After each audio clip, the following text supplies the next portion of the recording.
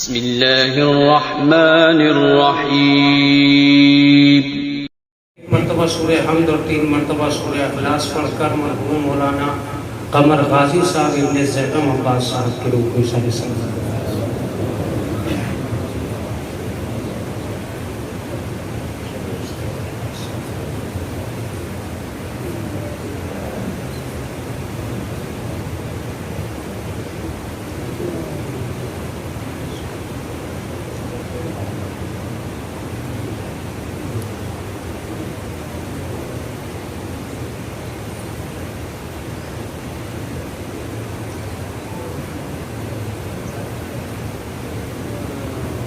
ماشاءاللہ لا حول ولا قوة الا باللہ العلی العظیم۔ اعوذ باللہ من الشیطان اللعین الرجیم۔ بسم اللہ الرحمن الرحیم۔ الحمد للہ رب العالمین والصلاة والسلام علی اشرف الانبیاء والمرسلین بالقاسم محمد والصلاة والسلام علی اہل بیتہ الطیبین الطاہرین المعصومین المظلومین المنتجبین المنتخبین۔ اما بعد فقد قال اللہ تعالی وتبارک فی کتابہ المحکم وخطابہ المتقن وقولہ احسن۔ بسم اللہ الرحمن الرحیم۔ یا ایہا الذین ہادوا ان زعمتم انکم اولیاء للہ من دون الناس فتمنوا الموت ان کنتم صادقین۔ صلی اللہ۔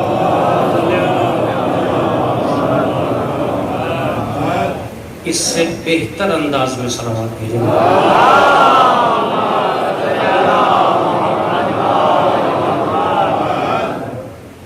حضرات گرامی قدر، آج کی یہ مجلس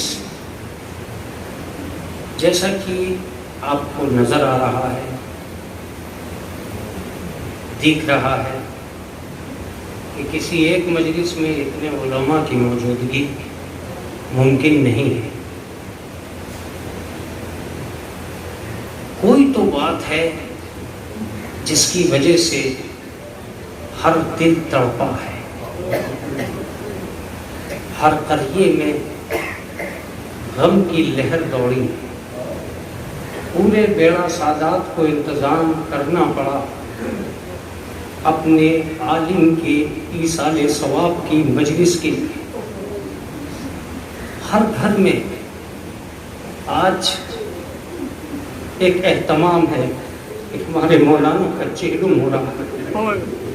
پورا مظفر نگر اپنی اپنی جگہ بے چین ہے کہ ہمارے مولانا کا چہلم ہو رہا ہے۔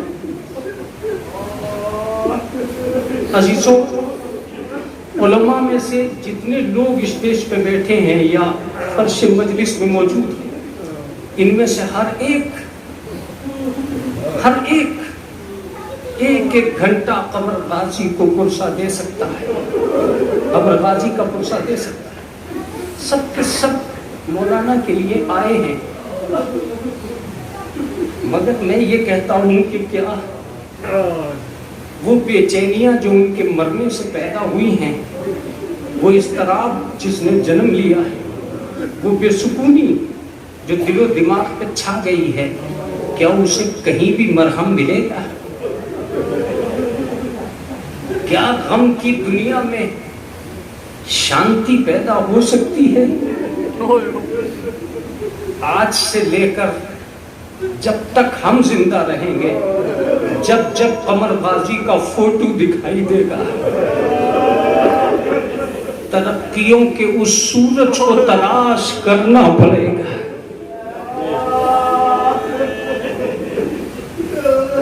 میں یہ سمجھتا ہوں کہ اس وقت کے چہلم کی یہ تصویر جو ہمارے سامنے ہے، کس کس کو پرسہ دیجیے گا؟ کس کس کو پرسہ دیجیے گا؟ وہ علماء جو اس کے مرنے پر تڑپ کے رہ گئے، یا وہ عوام جن کی چیخ نکل گئی ہے یہ خبر سن کر کے قمر غازی کا انتقال ہو گیا؟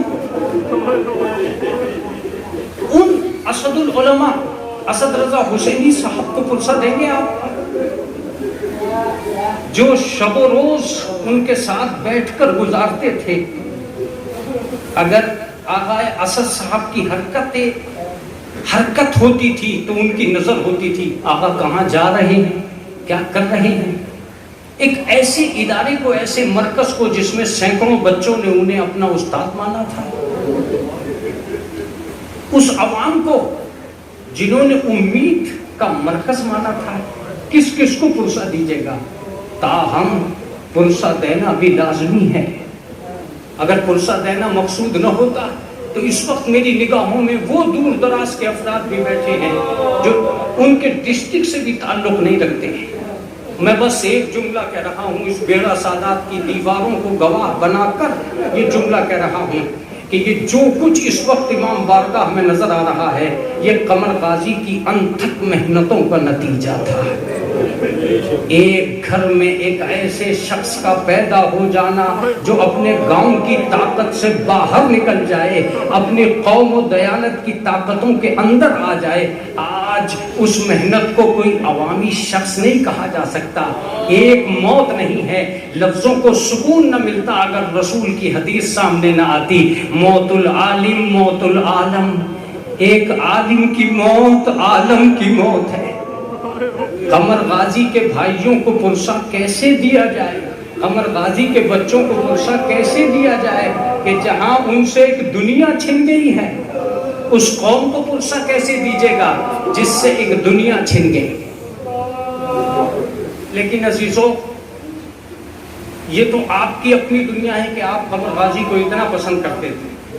آج میں اپنے علماء سمیت اپنے علماء کی جانب سے یہ لفظ کہہ رہا ہوں کہ قمر غازی کو ہر عالم پسند کرتا تھا، اور اس کی ایک دلیل سارے علماء نے ایک ایک بات کہی ہے۔ میں ایک بات کہنے جا رہا ہوں، سب حضرات کو متوجہ کر کے کہہ رہا ہوں، قمر غازی دنیا کے اندر اپنے علم اور تعلیم کے زمانے سے لے کر اپنے مرنے تک ایک ایسی شخصیت رہے جس کا کسی بھی عالم سے اختلاف نہیں ہوا۔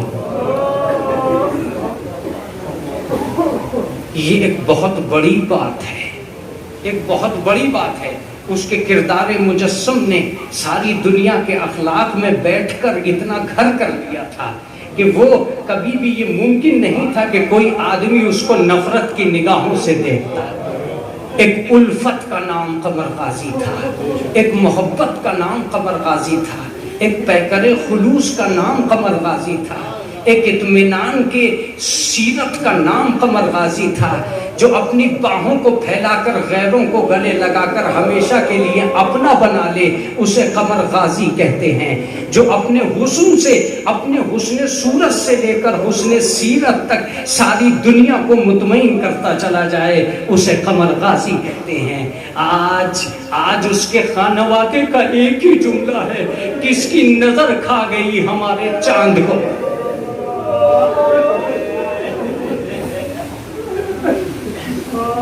کس کی نظر کھا گئی ہمارے چاند کو؟ کہاں سے ڈھونڈیں گے ہم، کہاں سے تلاش کریں گے؟ ایک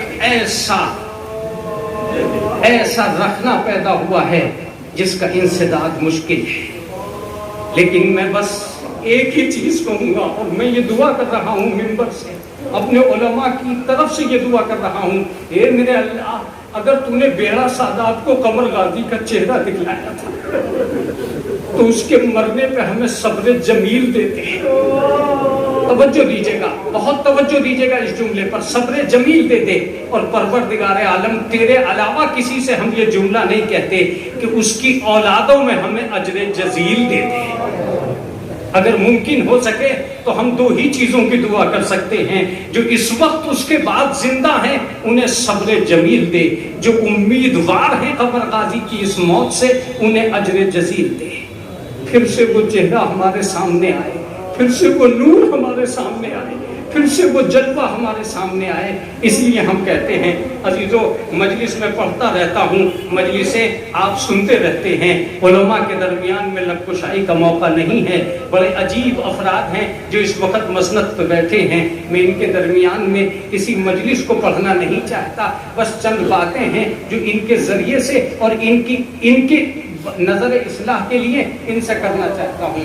اس دنیا کے اندر جیسا کہ آغائے مہدوی پور کے پیغام میں پایا گیا کہ اس دنیا کے اندر اس وقت کے حالات دیکھ کر بڑی عجیب و غریب شے ہے جسے ہم پہنچانے میں ناکام ہو رہے ہیں. وہ کیا ہے؟ ایک موت ہے جس کے لیے یہ چہلم ہو رہا ہے. ایک موت کا منظر ہے جس کے لیے یہ چہلم ہو رہا ہے. عزیزو، مجلس یہاں سے شروع ہو رہی ہے. میں آپ سے امیدوار ہوں کہ چند لمحے مرحوم کے اِیصال ثواب تک پہنچنے کے لیے مجھے دے دیجئے اور میں اپنی بات کو بہت جلدی لفظوں میں مکمل کروں. یہ علماء بیٹھے ہیں. قرآن مجید کی دنیا میں ایک لفظ بڑے شد و مد کے ساتھ پایا جاتا ہے، بہت زیادہ پایا جاتا ہے. اس کا نام موت ہے. لیکن خالی موت ہی قرآن میں نہیں پائی جاتی، حیات بھی پائی جاتی ہے. بلکہ میں کہتا ہوں کہ نوع انسانی میں سب سے زیادہ سامنے آنے والے الفاظ میں سے دو ہی لفظ ہیں. ایک کا نام موت ہے، دوسری کا نام حیات ہے. اس کا اردو ترجمہ بھی یہی ہے. ایک کو زندگی کہتے ہیں اور ایک کو موت کہتے ہیں. جب ہم بستی میں اطمینان سے ہوتے ہیں تو زندگی سامنے ہوتی ہے. جب ہم قبرستان کا رخ کرتے ہیں تو موت دلیل محکم بن کر ہمارے سامنے آ کے کھڑی ہو جاتی ہے. توجہ دیجیے گا، جب کھلکھلاتا ہوا بچہ آغوش میں آتا ہے تو ہم سمجھتے ہیں کہ زندگی اپنی رعنائیوں کے ساتھ موجود ہے. لیکن جب کوئی آنسوؤں کے ساتھ جنازہ کاندھوں پہ آتا ہے تو ہم سمجھتے ہیں کہ موت اپنی دلیل مستقل کے ساتھ موجود ہے. اس کا مطلب یہ ہے کہ مکان کی دیواریں اگر زندگی کا پتہ دیتی ہیں تو قبر کی اونچائیاں موت کا پتہ دیتی ہیں. اگر کھلکھلاتے ہوئے بچے زندگی کا پتہ دیتے ہیں تو کفن پہنے ہوئے مردے موت کا پتہ دیتے ہیں. جب دو ہی چیزیں ہیں، ایک کا نام زندگی ہے اور دوسری کا نام موت، تو میں اپنے اس مجمع سے ایک ہی اپیل کروں گا کہ انسان کو یہ پہچاننا چاہیے کہ زندگی کیسے گزاری جائے، موت کیسے اپنائی جائے. آپ حضرات کا آہستگی سے بولنا اس بات کا ثبوت ہے کہ ابھی تک میرے الفاظ آپ تک پہنچے نہیں ہیں. میں یہ نہیں کہہ رہا ہوں کہ موت کا انکار کر دیجئے، زندگی سے پیار کیجئے. میں یہ نہیں کہہ رہا ہوں کہ مردوں کا انکار کر دیجئے، زندہ لوگوں کے گلے لگ جائیے. میں کہنا یہ چاہتا ہوں کہ جب دونوں چیزیں حقیقت انسانی ہیں اور یہ کہا گیا ہے خلق الموت والحیات لیبلوکم ایکم احسن عملا، ہم نے موت اور حیات کو پیدا کیا ہے تاکہ آزما سکیں کہ تم میں سے بہترین عمل کرنے والا کون ہے. تو جب موت اور حیات دونوں موجود ہیں تو اب ایک سوال اٹھنا چاہیے، اور وہ یہ کہ زندگی کے ہوتے ہوئے جیا کیسے جائے گا اور موت کے ہوتے ہوئے مرا کیسے جائے گا. نہیں، میری بات مکمل ہو رہی ہے مگر ابھی آپ کی وہ خاموشی نہیں ٹوٹ رہی ہے جو مجلسوں میں ٹوٹنا ضروری ہے، ورنہ غفلتیں نیند کی نظر کر دے گی، تھکن بولنے نہیں دے گی، چبھن احساس کمتری کا شکار کر دے گی. مجلسوں میں بولنا اس لیے بھی ضروری ہے کہ گھنٹوں سے بیٹھے ہوئے مجمع کا ذہنی تھکن ختم ہو جائے. اور جب بولو تو علی کا نام لے کے بولو، اس لیے کہ اچھا بولنا علی ہی سکھا سکتے ہیں. ایک سلامات پڑھ دے محمد و آل محمد.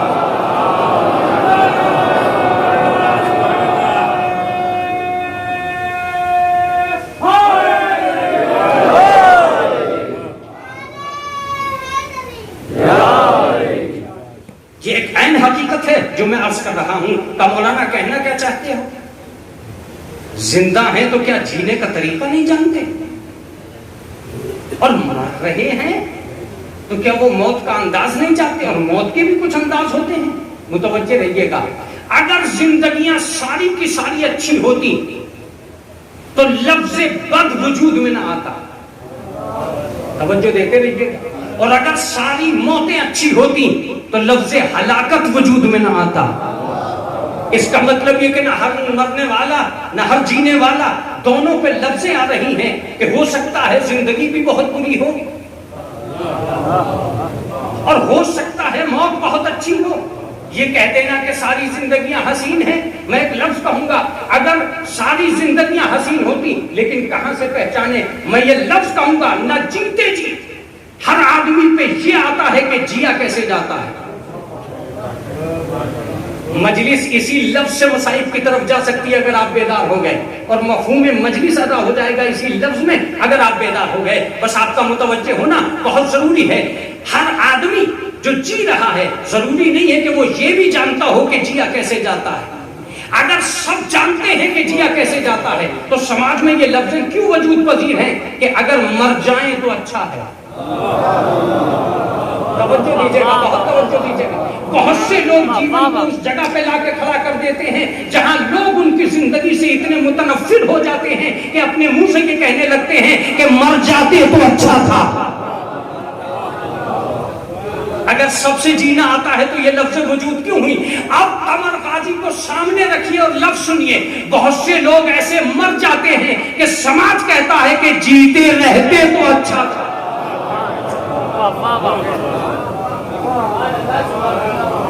اس کا مطلب یہ کہ سماج میں جینا کبھی کبھی موت سے آگے بھی نکل سکتا ہے، اور کبھی کبھی مرنا جیون سے اچھا بھی ہو سکتا ہے۔ یہ کون سکھائے گا کہ مرا کیسے جاتا ہے، جیا کیسے جاتا ہے؟ علماء کی موجودگی ہے، میں زیادہ بڑے الفاظ کے ساتھ آپ کی خدمت عالیہ میں بولنا نہیں چاہتا، مگر تاہم ایک لفظ ضرور کہنا چاہتا ہوں، اگر دنیا میں کربلا نہ ہوتی تو پتہ ہی نہ چلتا کہ جینے کا انداز کیا ہے، مرنے کا طریقہ کیا ہے۔ نہیں نہیں نہیں، لفظ کمزور رہ گیا ہے، اس لیے قمر سلطان کلیئر کر دو، اگر آدمی یزید کی طرح زندہ ہے تو بہت برا ہے، اگر حسین کی طرح مر رہا ہے۔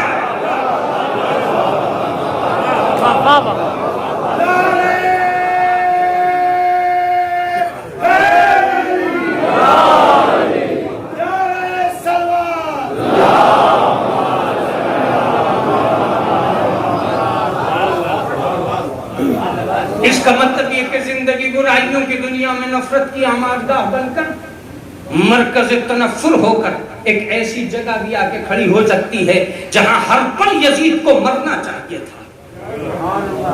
یزید جیسے کو زندہ رہنے کا حق کسے ہے؟ کس نے دیا؟ اس کا مطلب یہ کہ زندگی اپنی برائیوں میں اتنی بری بھی ہو سکتی ہے اور موت اتنی حسین بھی ہو سکتی ہے۔ لفظ میرا ہے، مرضی آپ کی ہے۔ موت اتنی حسین بھی ہو سکتی ہے کہ جب حسین مقتل میں آ کے کھڑا ہو جائے تو ہر حسینی کی تمنا یہ ہو کہ پہلے میں مر جاؤں تو اچھا ہے، پہلے میں مر جاؤں تو اچھا ہے۔ زہیر کہہ رہے ہیں پہلے میں چلا جاؤں، حر کہہ رہے ہیں پہلے میں چلا جاؤں، سعید کہہ رہے ہیں پہلے میں چلا جاؤں، نافع بن ہلال بجلی کہہ رہے ہیں پہلے میں چلا جاؤں۔ دنیا کے ہر آدمی کے سینے پہ ہاتھ رکھ کے دیکھنا، ساری دنیا میں ایک ہی آرزو ملے گی کہ ہم جیتے رہیں تو اچھا ہے۔ کربلا میں ایسے لوگ ملیں گے کہ ہم پہلے مر جائیں تو اچھا ہے۔ کیا مطلب ایک ہی تھا۔ حسین کربلا میں ایک لشکر لائے ہی اس لیے تھے کہ دنیا کو پتا چل جائے عوام کے لوگ اور ہوتے ہیں، امام کے لوگ اور۔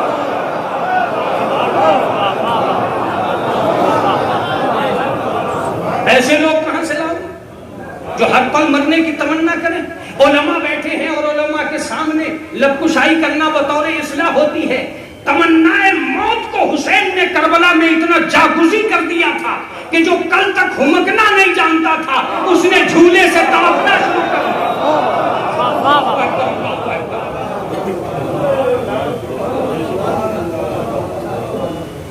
تو جب دو ہی وادیاں ہیں، جیا کیسے جاتا ہے اور مرا کیسے جاتا ہے؟ موت سے پہلے جو یہ نہیں جانتے کہ مرا کیسے جائے، ان کے مرنے پہ عجیب و غریب معاملہ ہوتا ہے، اور جو جینے سے پہلے یہ نہیں جانتے کہ جیا کیسے جاتا ہے۔ اور میں تو کہتا ہوں کہ یہ ایک لفظ ہے اور ایک تشریح ہے، علماء کے ساتھ آج ہو جائے تو بہت اچھا ہے۔ یہ لوگوں میں اور عوام میں مشہور ہو گیا ہے کہ موت کے بعد ہلاکت ملے گی۔ غلط۔ اگر زندگی ڈگر سے اتر جائے تو زندگی ہی میں ہلاکت ہے۔ شاید میرا مجمع متاثر تو ہے مگر کسی وجہ سے آواز نہیں نکال رہا ہے۔ جملہ سنیے گا، اس نے مرنے کے بعد یہ نہیں کہا کہ میں ہلاک ہو گیا، زندگی میں کہا اگر علی نہ ہوتے تو میں ہلاک۔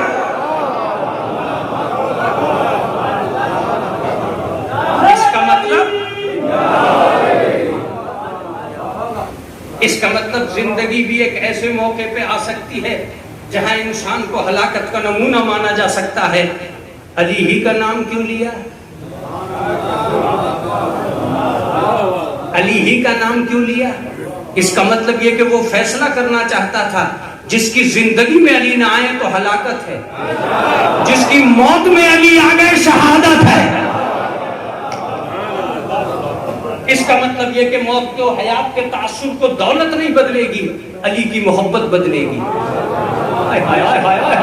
توجہ دیجیے گا. موت و حیات کے منظر کو بدلاؤ تمہارا مکان نہیں دے گا، حسین کا مکان دے گا. تمہارے بیڈ پہ بچھا ہوا بستر نہیں بچائے گا تم کتنے اچھے ہو. امام باڑے میں سجا ہوا اخلاق کا جوہر بتائے گا تم کتنے اچھے ہو. اب ایک لفظ سنیے، مالداری کے گھر میں بیٹھ کے بڑے نہیں بن سکتے، عزاداری کے گھر میں بیٹھ کے بڑے بن سکتے ہو. یہ بیڑا سادات ہے، مجلسی مجمع ہے. جملہ سنو، لوٹنے والوں کی تاریخ نہیں ہے، لٹانے والوں کی تاریخ ہے.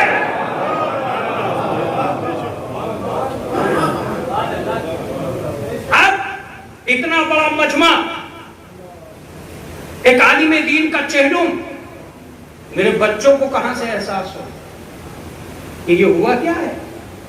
میں یہی کہہ رہا ہوں پورے سماج سے کہ آج بھی سماج وہاں نہیں پہنچا جہاں قرآن پہنچانا چاہتا ہے. چند لفظیں اور مجلس تمام. آج بھی سماج وہاں نہیں پہنچا جہاں قرآن پہنچانا چاہتا ہے. کیا کہنا چاہتے ہو مولانا؟ میں نے خوب غور سے قرآن کو پڑھا ہے. ساری دنیا ان لوگوں کو زندہ کہتی رہی جو گلیوں میں گھوم رہے تھے. متوجہ رہیے گا. ساری دنیا ان لوگوں کو زندہ کہتی رہی جو گلیوں میں گھوم رہے تھے. قرآن نے انہیں زندہ کہہ دیا جو مقتل میں گردن کٹائے پڑے تھے. کیا مطلب؟ وہ مردے وہ تو کٹ گئے، مارنے والے تو سمجھے کہ مر گئے. قرآن نے کہہ دیا وہ زندہ ہے، اور خبردار انہیں مردہ کہہ بھی مت بیٹھنا. میں نے کہا پروردگارا، جنہیں سماج مردہ کہہ رہا ہے انہیں قرآن زندہ کہہ رہا ہے. کہ یہی تو ہم دیکھنا چاہتے ہیں. زندہ وہ نہیں ہے جو خود کی نگاہ میں زندہ ہو. زندہ وہ ہے جو خدا کی نگاہ میں زندہ ہو. ضروری نہیں ہے کہ کفن پہن کے ہی مردہ ہو. باقی بہت سے مردے تو ایسے ہیں جو اپنے ہی لباس میں مردہ ہیں. مردوں کو صرف قبرستان ہی میں تلاش نہ کرنا. مردوں کو صرف قبرستان میں تلاش مت کرنا. کبھی کبھی زندہ بھی مردہ ہوتے ہیں. میں نے کہا کیسے؟ کہ جب جنگ احد سے بھاگ کے لوگ رسول اللہ کے پاس آئے اور معذرت کرنے لگے کہ یا رسول اللہ معاف کر دیجئے گا، ہم بھاگ آئے تھے.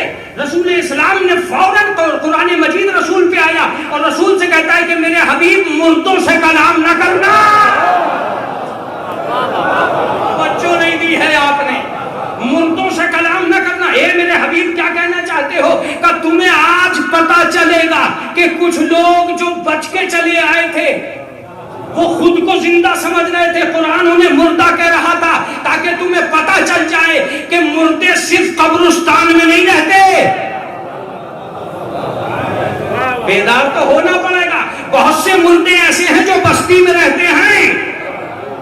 اب میرا جملہ سنیے، ان مردوں سے بستی کو نقصان نہیں ہے جو قبرستان میں ہیں، ان مردوں سے ہے جو اپنے اپنے مکان میں ہیں.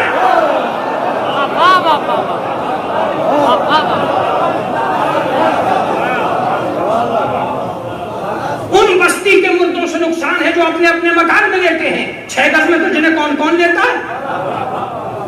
لیکن ان بستی کے مردوں سے نقصان ہے. اور اب میرا لفظ سنیے، کیوں نقصان ہے یہ سنیے. یہ بستی کے مردے نقصان کیوں دے سکتے ہیں؟ یہ تو آسیب والے مولویوں کا کام تھا کہ یہ کہہ دیا کہ مولوی لپٹ گئے، مردے لپٹ گئے. مگر مردے کسی کو نہیں لپٹتے ہیں. اب بستی کے مردے کیا نقصان دیتے ہیں؟ سنو، جس دن بستی کے مردے ختم ہو جائیں گے اس دن قوم زندہ ہو جائے گی.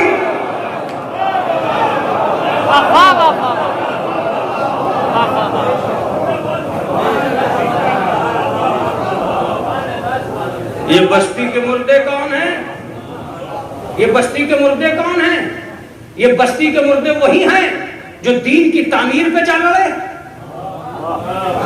مولوی کے طریقے پہ چل رہے، کسی امیر کی مالداری پہ چل رہے، کسی رئیس کی ترقی پہ چل رہے، کسی قائد کی قیادت پہ چل رہے، کسی خاندان کی اونچائی پہ چل رہے۔ جب کہیں لڑنے کو جگہ نہ ملی قبرستان پہ چل رہے۔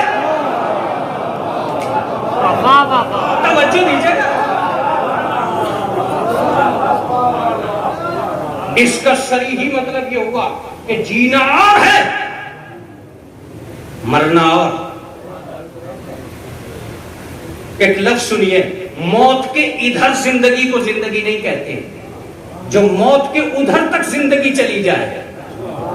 ہم سمجھتے ہیں کہ قبرستان کے ادھر زندہ ہے، شریعت سمجھتی ہے کہ قبرستان کے ادھر بھی زندہ ہے۔ اب ہم ڈھونڈ رہے ہیں قبر غازی کہاں ہے۔ میں تو ایک لفظ کہوں گا، جو چھنا ہے وہ بھی بتاؤں گا اور جو نہیں چھنا ہے وہ بھی بتاؤں گا۔ قمر غازی صاحب کہاں ہیں یہ ساری دنیا جانتی ہے، مگر ایک لفظ سنیے، کیا موت اس طاقت کو کہتے ہیں جو زندگی کے خیمے کو اکھاڑ سکے؟ بیدار تو ہیں، تیار ہیں، تھوڑی سی دیر اور مجھے دے سکتے ہیں؟ کیا موت اس طاقت کو کہتے ہیں جو زندگی کے خیمے کو اکھاڑ سکے؟ جس طرح موت عطائے الہی ہے، اسی طرح زندگی بھی تو عطائے الہی ہے۔ تو موت میں اتنی ہمت کہاں سے پیدا ہو گئی کہ وہ عطائے الہی کے خیمے کو اکھاڑ سکے؟ سنو، مرا کوئی نہیں، کوئی یہاں زندہ ہے، کوئی وہاں، کوئی قبر کے ادھر زندہ ہے، کوئی قبر کے ادھر۔ توجہ تو دینا ہے، جب تک ہم میں ہیں ہم پوچھ رہے ہیں تو کیسا ہے، اب فرشتے پوچھ رہے ہیں تو کیسا ہے۔ متوجہ رہیے گا، متوجہ رہیے گا، کہیں قبرستان میں، کہیں مزار میں، کہیں یہاں کہیں وہاں، زندگی تو دونوں جگہ چل رہی ہے۔ اگر میرا لفظ میرے ساتھ ہے اور میں آپ سے باتیں کرنا جانتا ہوں تو جملہ سنیے، زندہ دونوں ہیں، فرق اتنا ہے کہ یہاں کی زندگی کسی اور طرح چلتی ہے، وہاں کی زندگی کسی اور طرح چلتی ہے۔ یہاں کی زندگی مال کے بل پہ چلتی ہے، وہاں کی زندگی اعمال کے بل پہ چلتی ہے۔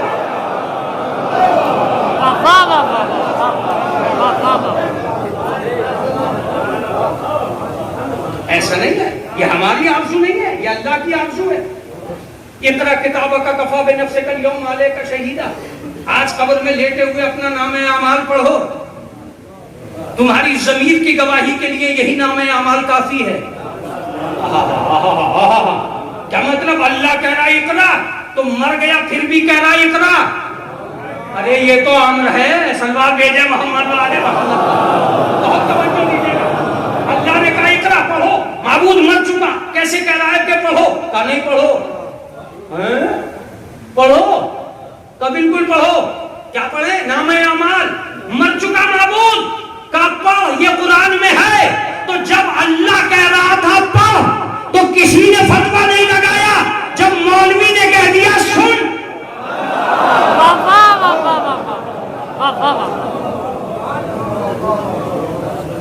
میں یہ کہوں گا زمانے گزریں گے، حالات بدلیں گے، ترقی آئے گی، لوگ موت پر غور و فکر کریں گے، تب انہیں پتا چلے گا کہ موت کچھ نہیں بگاڑ سکتا۔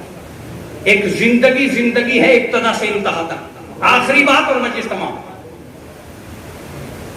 کیسے مولانا؟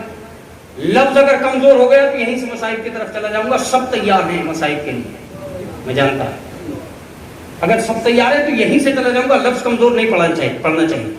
موت کے جتنے حملے ہوتے ہیں جسم پہ ہوتے ہیں، زندگی پہ نہیں۔ توجہ دیتے رہیے گا، موت کے جتنے حملے ہوتے ہیں جسم پہ ہوتے ہیں، جس سے تم دفنا کے آئے ہو وہ جسم ہے، زندگی نہیں۔ اس مجلس کا سب سے بڑا جملہ آغا ریحان، اس مجلس کا سب سے بڑا جملہ، جس کو تم دفنا کے آئے ہو وہ جسم ہے، زندگی نہیں۔ اگر زندگی کو دفنا کے آ جاتے تو یہ چہلم نہ ہوتا۔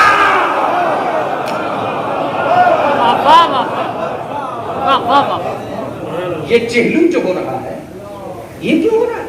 یہ تو اسی کے نام پہ ہے۔ یہ پبلک کیوں آئی ہے؟ اسی کے نام پہ۔ یہ محبتوں کا گلدستہ کیوں لائی ہے؟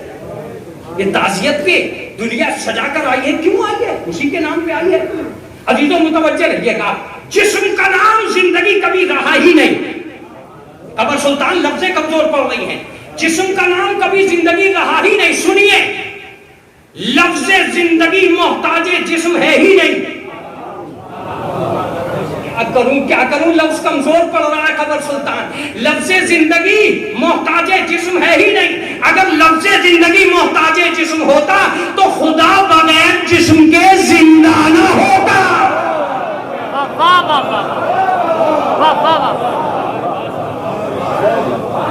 اللہ لا الہ الا هو الحی القیوم. اللہ ہے وہ جس کے علاوہ کوئی الہ نہیں ہے، وہ زندہ ہے اور قیوم.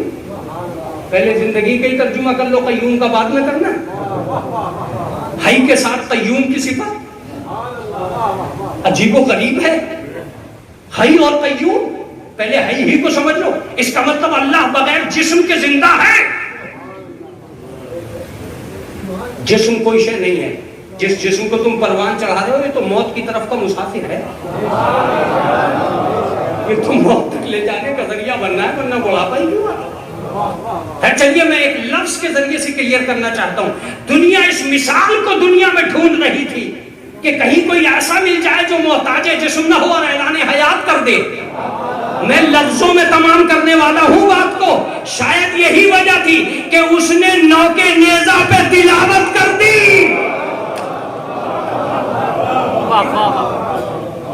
مولانا سر بھی تو جسم میں شامل ہے. تو پھر میں یہی کہوں گا کہ سر کٹنے کے بعد اگر کوئی پڑھ سکتا ہو تو پڑھے. اگر کسی میں ہمت ہے تو سر کٹنے کے بعد تلاوت کر کے دکھلائے. اس نے سر کٹایا تاکہ شہادت کو سند مل جائے، تلاوت کی تاکہ زندگی کو ثبوت مل جائے. قرآن مجید پڑھا کس نے؟ امام حسین نے.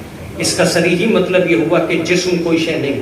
عزیزو ایک لفظ، اگر ہم نے یہ عقیدہ بنا لیا کہ جسم کا نام زندگی ہے تو میں یہی کہوں گا کہ اگر جسم کو آپ نے زندگی مان لیا کہیں سے کہیں تک بھی، تو آپ اہل بیت کو مان ہی نہیں سکتے. اہل بیت اس وقت بھی زندہ تھے جب دنیا کا پہلا جسم بنا نہیں تھا. اب کیا اس سے بڑی بات کہیں سے لاؤں گا؟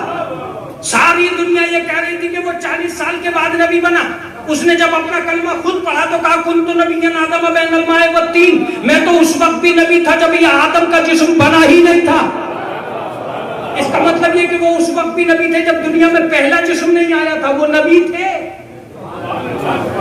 آج بھی میں یہ کہہ رہا ہوں کہ آج جو گلدستہ اذان پہ یہ ہو رہی ہے کہ محمد اللہ کے رسول ہیں، تو جسم کہیں بھی ہو، اس سے کیا بحث ہے؟ جسم کے بغیر زندگی کس کی زندگی؟ جسم کے بغیر اسی کی زندگی ہو سکتی ہے جو وابستہ نورانیت رہا ہو، وابستہ جسمانیت نہ رہا ہو. کون ہے جو میر انیس کو ختم کر دے گا؟ کون ہے جو مرزا دبیر کو ختم کر دے گا؟ ان نوابین کو بھی تو کوئی نہیں مار سکتا جن کے نام امام بارگاہوں کی پیشانی پہ لکھے ہیں. سکندر اعظم کی جاگیروں کا کوئی پتہ نہیں ہے مگر نوابین کے محل کھڑے ہیں. توجہ دیجیے گا، جہاں نوابین کے محل امام باڑوں کے ساتھ کھڑے ہیں وہاں ایک بیوہ کا مکان بھی امام باڑے کے نام سے وابستہ ہو کر زندہ ہے. اس کا مطلب یہ کہ باقی وہی رکھتے ہیں جو بقا کے ذمہ دار ہیں. ہائے ہائے ہائے ہائے کیا لفظ تھا جو رائے گا چلا گیا.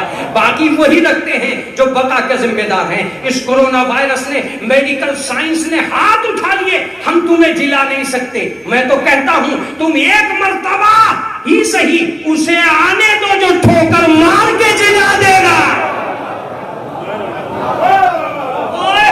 ایک لفظ ہے میرا اور میری تمنا ہے، ہمیں تلاش ان میڈیکل سائنس کے لوگوں کی نہیں ہے جو غائب کیڑے سے ڈر کر الگ بیٹھ گئے. ہمیں تلاش ان میڈیکل سائنس کے لوگوں کی نہیں ہے، میں منبر سے کہہ رہا ہوں، جو غائب کیڑے سے ڈر کے گھروں میں بیٹھ گئے. ہمیں تلاش اس غائب امام کی ہے جو موت کو ٹھوکر لگا کے زندگی بنائے گا. آغائے مہدوی پور کا پیغام اپنے لفظوں میں دے رہا ہوں. دن ڈھل رہے ہیں، زندگی مچل رہی ہے، اضطراب کی کیفیتیں ابال پا رہی ہیں، درد وہم سب ایک جگہ اکٹھا ہو گیا ہے، دماغوں میں کس کی بات کو مانے کس کو نہ مانے، ان باتوں نے ڈیرے ڈال دیے ہیں، انسانیت سے ڈرنے لگی ہے، آدمی سے گھبرا رہا ہے، اخلاق کا قتل عام ہو رہا ہے، ہاتھ میں ملاؤ، سوشل ڈسٹینسنگ کرو، منہ پہ ماسک کو ضرور لگاؤ، یہ سارے کام تمہیں کرنے ہیں، مگر ایک کام اور کرنا ہے، یہ ضروری ہے اور بہت ضروری ہے، ایک ایسی امیونٹی پاور جو بچانے سے وابستہ ہو۔ بیدار تو ہو، آخری لفظ ہے، بیدار تو ہو، جو بچانے سے وابستہ ہو۔ کون ہے؟ میں کہتا ہوں اگر یہ غائب کیڑا مٹانے کے لیے آئے گا تو تمہارے غائب امام نے ذمہ داری لی ہے کہ ہم تمہیں بچائیں گے۔ تم وابستہ امام زمانہ کیوں نہیں ہوتے؟ تم کیوں نہیں اپنے بچوں کو عادت ڈالتے کہ یا امام کہہ کے پکارو، امام زمانہ کو آواز دو؟ اب ہم بھی کہہ رہے ہیں کہ اس منبر سے کہہ رہا ہوں، ہمیں بھی انتظار ہے، ساری دنیا کو بھی انتظار ہے، ساری دنیا کو انتظار ہے کورونا کب جائے گا، ہمیں انتظار ہے امام کب آئے گا۔ اب ہم کہہ رہے ہیں کہ اس مٹانے والے کو جانا پڑے گا، اس بچانے والے کو آنا پڑے گا۔ عزیزوں، جو نقصان قمر غازی صاحب قبلہ کے ذریعے سے ہوا ہے اس کو پورا نہیں کیا جا سکتا۔ میں نے اپنی زندگی میں بہت ساری مجلسیں پڑھی، ان کے لیے مضامین آراستہ بھی کیے، لیکن آج آخر تک میں یہ طے نہیں کر پا رہا تھا کہ کن لفظوں میں باتیں کروں گا، کن لفظوں میں باتیں کروں گا، اس لیے کہ ٹھیک ہے آپ کو پرسہ دے دوں وہ بات الگ ہے، ان علماء کو کیسے مطمئن کروں گا جو ہزاروں تکلیفیں اٹھا کر کسی سے بیٹھا بھی نہیں جاتا ہے، مریض ہے، مگر اس کے باوجود ایک قمر غازی کی محبت میں گھنٹوں سے بیٹھے، کچھ نہیں کہتا، بس اتنا کہتا ہوں کہ اے پروردگار ہمارے ان آسماں کو تسکین روح بنا دینا، ہماری اس نشست کو صبر جمیل کا حصہ قرار دے دینا۔ اے پروردگار آج ہم سے ہمارا بھائی جو چھنا ہے، جسے میں یہ امید کر رہا تھا، میں بہت جلدی اس کوشش میں تھا کہ قمر غازی صاحب کو کہیں سے کوئی قلم شان ملت لکھ کے پکارے، اس لیے کہ وہ اس لائق تھا کہ اسے شان ملت کہہ کے پکارے، مگر کیا کیجیے اس طریقے کا یہ گہن لگا ہے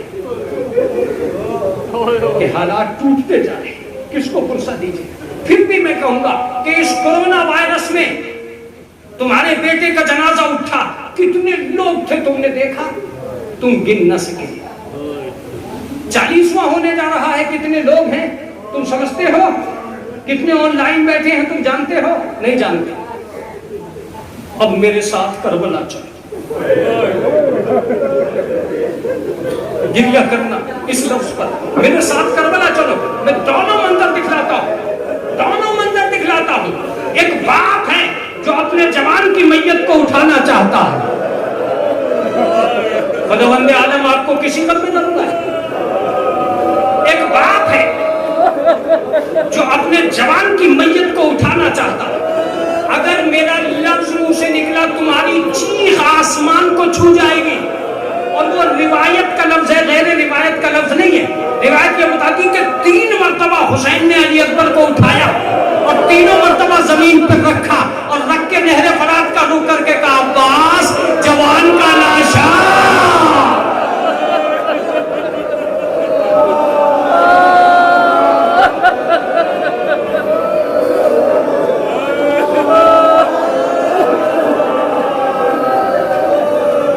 ایک جوان کی میت ہے، یہ ایک باپ ہے جو بیٹے کا جنازہ اٹھا رہا ہے۔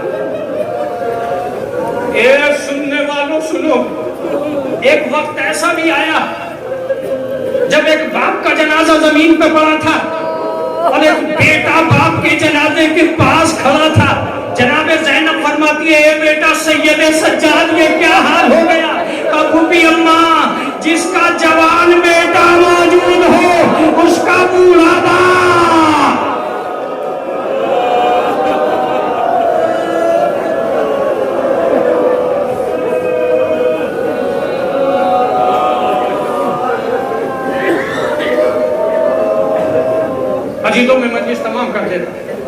میں تو پرسے ہی کے لیے آیا تھا اور مسائل ہی کے لیے آیا تھا. اتنی باتیں جو میں نے کہی تھی وہ تسکین کے لیے تھی. اب ذہن اس بات کو کہہ رہا ہے کہ آپ غازی عباس کے مسائل پڑھیں جو بہت ضروری ہے. لیکن میں یہی کہوں گا کہ جن بھائیوں نے بھائی کھویا ہے وہ کربلا میں جا کے کھڑے ہوں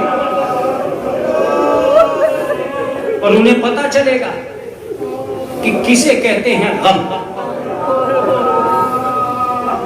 جناب عباس علمدار سچ کے امام حسین کے سامنے آئے. امام حسین نے ایک نگاہ الفت و محبت اپنے جری پہ ڈالی. مولا میں آمادہ ہوں مقتل میں جانے کے لیے. کہا بھائی دنیا کا کوئی آدمی ایسا نہیں ہوگا جو اپنے بھائی کو مرنے کے لیے بھیج دے. اے میرے عباس خیموں میں جاؤ, تم تو میرے لشکر کے علمدار ہو. کہا مولا وہ علمدار وہ لشکر ہی کہاں ہے جس کا میں علمدار تھا. بس اتنا جملہ کہنا تھا. کہا بھائی بچوں کے پانی کی سبیل کرو. اللہ اکبر. ایک سوکھی ہوئی مشک اندر سے لائے.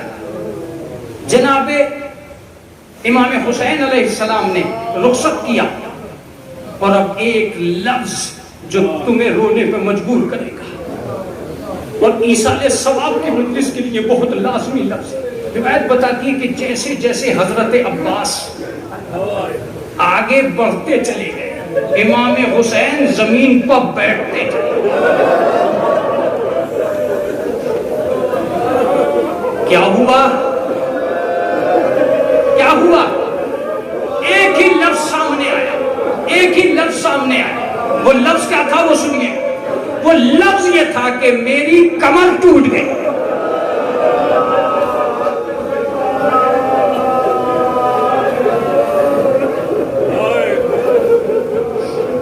میری کمر ٹوٹ گئی. جب یہ خبریں عام ہونے لگی کہ قمر غازی صاحب کے لیے دعائیں ہو رہی اور مولوی اپنی جگہ تڑپنے لگا, کیا ہوگا؟ سینکڑوں موبائل تھے جو ایک ہی لفظ کہہ رہے تھے کہ دعاؤں میں شدت اختیار کی جائے. اور جب میں نے یہ سنا کہ انہیں رشی کیش لے جایا جا رہا, اس وقت لوگوں کے دل بیٹھ رہے تھے کہ کیا ہوگا. اچانک ایک خبر عام ہوئی کہ انتقال ہو گیا. عزیزو پھر اس کے بعد بہت سے لوگ اپنی جگہ, چیخیں نکل گئی لوگوں کی. اب جملے سنیے, تسلی کے لیے کوئی لفظ نہ ملے گا اگر آپ نے اس لفظ پہ غور نہ کیا. روایت یہ بتاتی ہے کہ جب جناب عباس علمدار کے انتقال کی خبر, شہادت کی خبر نہر فراز سے اس شکل میں آئی کہ بھیا میرا آخری سلام. جملہ سننے کا جملہ جو میر انیس نے اپنے مرثیے میں ذکر کیا ہے, میں اس کو نثر میں آپ کے سامنے پیش کر رہا ہوں. روایت بتاتی ہے کہ جناب امام حسین مقتل کی مخالف سمت میں چلنے لگے. اگر حضرت عباس کا مقتل ادھر تھا تو حضرت امام حسین دوسری طرف چلنے لگے. کسی نے رخ موڑ کے کہا مولا عباس ادھر ہے ادھر نہیں ہے. بس ایک مرتبہ مولا پوچھتے ہیں ارے یہ اندھیرا کیوں ہو رہا ہے, اجالا کیوں نہیں ہے, مجھے سجائی کیوں نہیں دیتا, میرا شیر کہاں ہے؟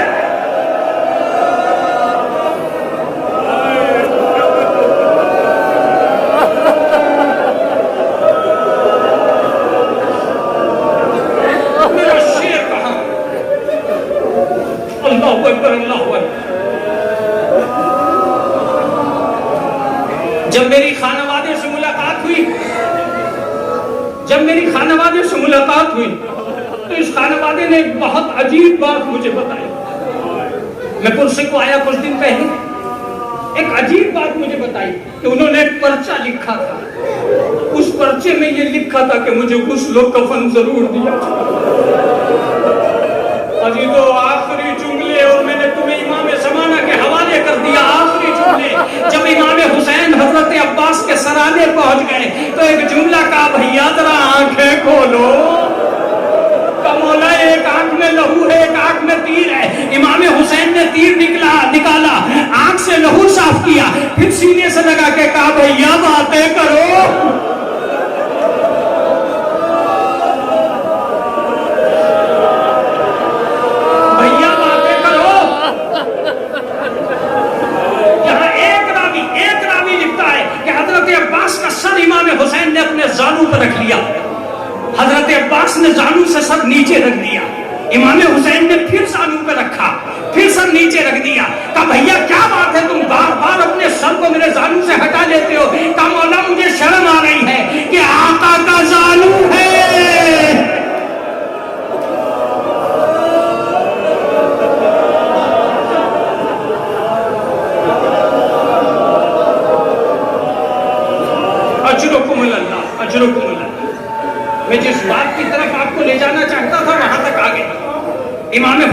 ने एक मर्तबा कहा कि भाई बातें करो, का मौला चंद वसीयतें हैं जो करना चाहता हूं। अक्सर जिक्र हुआ है या नहीं हुआ है मैं नहीं जानता, लेकिन जिक्र हुआ है और उसी को मसाइब कहते हैं जो जिक्र हो चुका है। तवज्जो दीजिएगा, उसी को मसाइब कहते हैं जो जिक्र हो चुका है। सबसे पहली वसीयत का मौला, आपके बाद ये लोग लाशों को घोड़ों से पामाल करेंगे। ए मौला इनसे कहिएगा कि वो मेरी लाश को पामाल करे, ज़हरा के लाल की लाश को पामाल न करे। का भाई दूसरी वसीयत का मौला मेरी लाश को खेमे में न ले जाइएगा। इसकी तशरीह जो जाकिरीन करते हैं वो मुझे भी मंजूर है।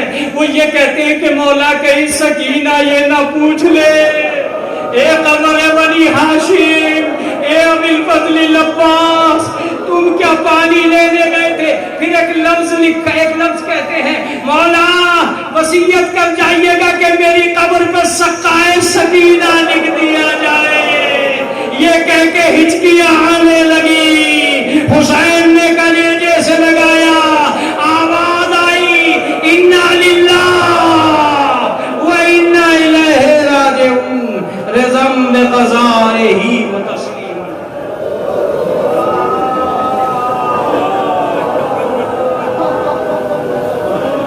सयालम वज़ीर क़दम अय्यम इलाही बिहक़्क़ि ज़हरा व अबीहा व बालिहा व बनी। परवरदिगार आलम जो हाज़िर मजलिस से इनके उक़्दे मुश्किल को हल कर, मेरे माबूद हमारी मुरादों को बरलाना। परवरदिगार जो बीमार हैं उनको शिफाए कामिल व आजिल इनायत। परवरदिगार आलम ये तेरे प्यारे का अदादार हैं, कोई गम न देना सिवाय गम आले मोहम्मद। माबूद इस बला से हमें महफूज रखना, परवरदिगार आलम इन आफतों से हमें बचा ले। इमाम ज़मान के तवस्सुल से हम तेरी बारगाह में कहते हैं हमारी कौम की जान की, माल की, आबरू की, इज्जत की हिफाजत फरमा। परवरदिगार आलम इमाम ज़माना के ज़हूर में ताजील फरमाना, ताजील फरमाना। एक मरतबा सूरह हमद और 3 मरतबा सूरह इखलास पढ़कर मरहूम कमर गाजी साहब इब्ने ज़ैनब अब्बास साहब के रूह को इशारे साहब फरमाए। मोमिनीन सभी की तरफ से कहिए या मेरी तरफ से कहिए या इस वक्त की ज़रूरत कहिए, आपसे एक इल्तमास है कि एक दूसरे से दूरियां बनाना हमारे लिए एक जिम्मेदारी है। इस वक्त हाथ मिलाना मुनासिब नहीं है, पसीने के आलम होता है, इसमें हमें एक दूसरे की हिफाजत करना लाजमी है और हम उन गाइडलाइंस का एहतराम करते हुए अपनी इन मजालिस को जारी और सारी भी रखें, लेकिन इस बात का ज़रूर ख्याल रखें कि हमें एक दूसरे को महफूज रखना है।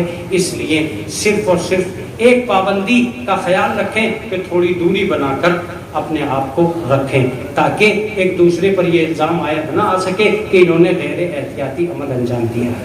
एक मरतबा सूरह हमद और 3 मरतबा सूरह इखलास पढ़ें। मरहूम कमर गाजी साहब इब्ने ज़ैनब